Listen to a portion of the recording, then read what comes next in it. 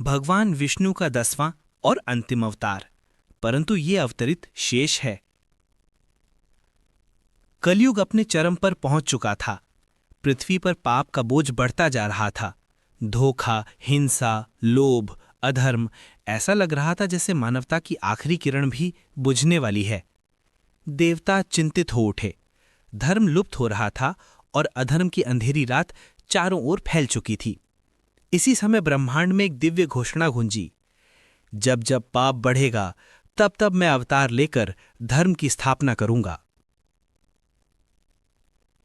कल्कि का जन्म। कलयुग के अंत समय में शम्मल नाम के गांव में एक तेजस्वी, करुणामय और अद्भुत बालक ने जन्म लिया। उनके पिता थे विष्णु यश, जो एक सत्यवादी ब्राह्मण थे। बालक का नाम रखा गया कल्कि। जन्म लेते ही उनके चारों ओर दिव्य प्रकाश फैल गया।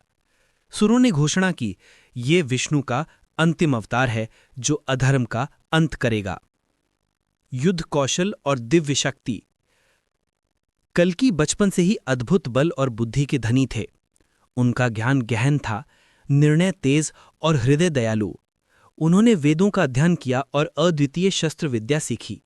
एक दिन महर्षि परशुराम उनके सामने प्रकट हुए और बोले, कल्कि, समय आ गया है, ये दिव्य तलवार ले लो, धर्म की स्थापना तुम्हारे हाथों लिखी जाएगी। कल्कि ने वो तीजों में तलवार स्वीकार की जो नग्न नेत्रों से देखना भी कठिन थी। दिव्य घोड़ा देवदत्त। देवताओं ने स्वर्ग से सफेद पंखों वाला घोड़ा भेजा। नाम था देवदत्त। जब कल्कि उस पर सवार हुए तो ऐसा लगा जैसे बिजली धरती पर उतर आई हो। अधर्म का विनाश। अब पृथ्वी का संतुलन पूरी तरह बिगड़ चुका था।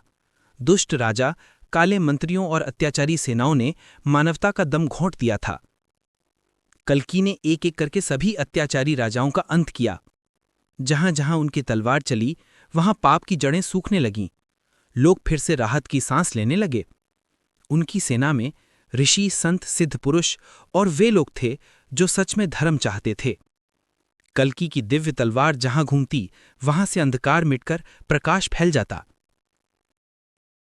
कलयुग का अंत और सतयुग की शुरुआत। लंबे समय तक धर्म अधर्म का युद्ध चलता रहा। अंत में कल्कि ने कलयुग का अंत कर दिया। पृथ्वी फिर से शुद्ध, शांत और प्रकाशमय हो गई।